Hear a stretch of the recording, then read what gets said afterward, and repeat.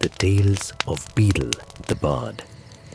The Tale of the Three Brothers. There was a time when roads were fewer and darker, when forests pressed close to the edges of villages, and when travelers who ventured far from Hearthlight did so knowing they might not return. In such a time, there lived three brothers, men skilled in the arts of magic, who walked together along a lonely and winding road at twilight. They journeyed long, and as night descended, they came to a river too deep to wade and too swift to swim, a black torrent that churned over stones and swallowed the last blue light of evening. Many men would have turned back or camped until dawn revealed a safer crossing. But these three were proud of their power and contemptuous of ordinary limits. They raised their wands, spoke words that bent the elements to their will, and conjured a bridge of stone and iron that arched over the roaring water. Midway across, where the spray rose cold and the current sang below, a figure stepped from the mist and blocked their path. It was Death. He appeared as neither spectre nor shadow, but as something that belonged to the threshold itself, patient and exact, wearing a shape that the eye could pass but the mind refused to hold. He spoke in a voice that carried neither warmth nor malice, only the flat courtesy of one who has waited a very long time and knows how to wait longer still. He congratulated them. Few mortals, he said, had ever cheated him so cleverly. The river took most who tried to cross at night. He had expected 3 more souls for his collection. Since they had outwitted him, he would offer each a gift in recognition of their cunning. The eldest brother, who was a combative man and quick to anger, asked for a wand more powerful than any in existence, a weapon that would make its master invincible in every duel, a wand worthy of a wizard who had conquered death himself. Death crossed to an elder tree on the riverbank, shaped a wand from a branch that had never known lightning, and handed it over without hesitation. The wood gleamed faintly in the gloom, pale as bone. The second brother, whose heart had been broken by loss, asked for the power to recall the dead. Death stooped, lifted a stone from the riverbed, where the water had polished it smooth and black, and gave it to him. He said the stone would summon shades from beyond the veil. The brother closed his fingers around it. The stone was gold, colder than river water, cold as iron in winter. The youngest brother was the most cautious and the most humble. He did not trust Death's courtesy. He suspected that Death, cheated of his prize, would hunt them down one by one. So he asked for something that would allow him to leave that place without being followed. Death hesitated, only for a breath, but the pause hung in the air like a question, and then removed his own cloak of invisibility and handed it to the youngest brother.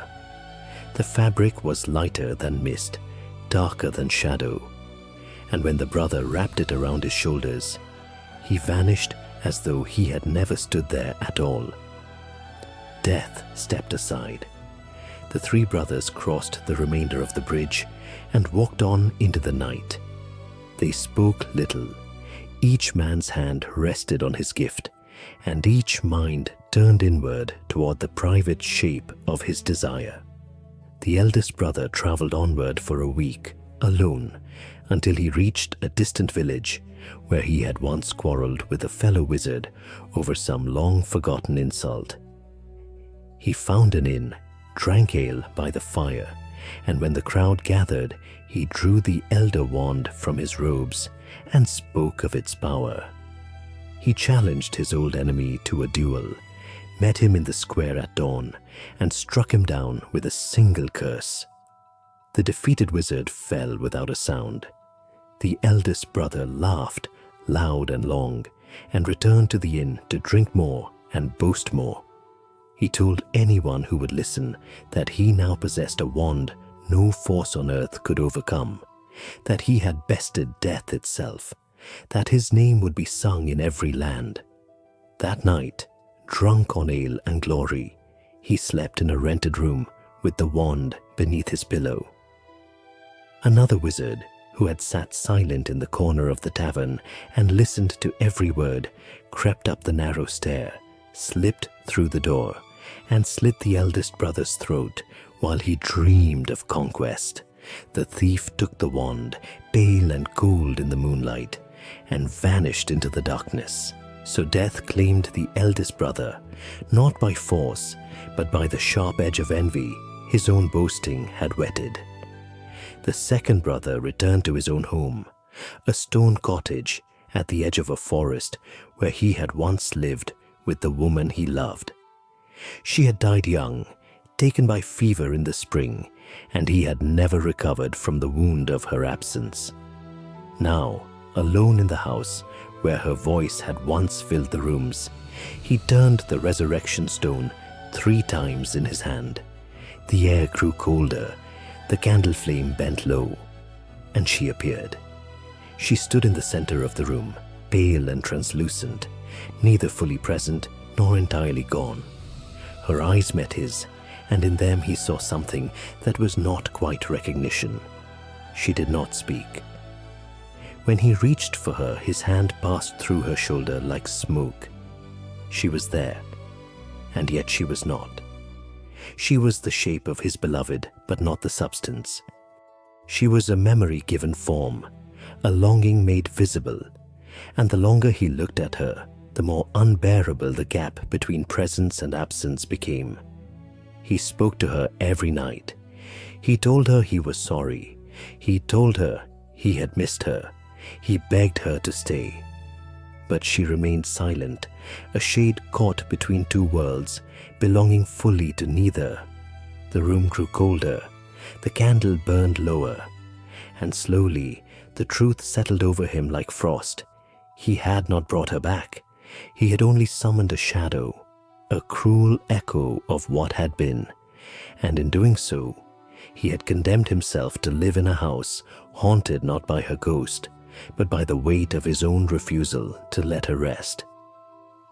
One grey morning, when the cold had soaked so deeply into his bones that even the fire could not warm him, the second brother walked into the forest and hanged himself from an oak tree. He chose death, not in despair, but in quiet resolve, believing that only by crossing the threshold himself could he join her truly, beyond the reach of stones and spells. So death claimed the second brother, not by violence, but by the slow chill of a love that couldn't live in the space between worlds. The youngest brother lived differently. He wore the cloak of invisibility wherever he went, and death, search as he might, could not find him. Years passed. The youngest brother did not seek power. He did not duel in village squares or boast in taverns. He did not attempt to alter the order of things or bend the world to match his private grief. He married, raised children, taught them caution and kindness, and watched them grow strong. He worked his land, mended what broke, and gave thanks for what remained. He did not hide from life. He simply moved through it without drawing the attention of those forces, envy, ambition, sorrow, that had claimed his brothers. When he was very old and his children had children of their own, he knew his time had come. He removed the cloak of invisibility and folded it carefully. He gave it to his son, whispering instructions to pass it down when the time was right, for it was a gift not of evasion, but of discernment, a tool for those wise enough to know when to be seen and when to step aside. Then he walked out into the evening, under a sky streaked with the last light of day, and greeted death as an old friend.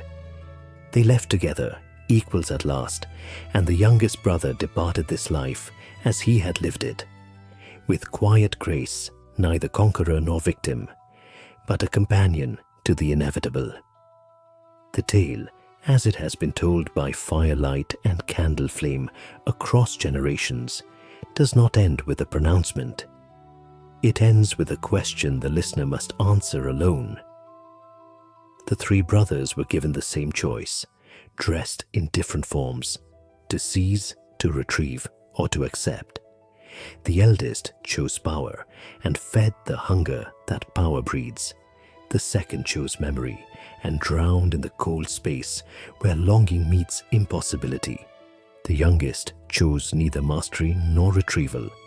He chose time and the humility to walk beside it rather than against it. The gifts were mirrors. Each brother saw in his gift the shape of his deepest desire, and each desire led him to meet death by a different road. But only one road allowed him to arrive as a friend rather than a casualty. Wisdom, the tale whispers, is not the refusal of death, but the refusal to let death's shadow govern the hours we are given. It is not surrender. It is the harder, quieter work of living fully in the light we have, knowing it will not last, and meeting the darkness when it comes, not with defiance or despair, but with the steady gaze of one who has nothing left to prove and everything still to cherish.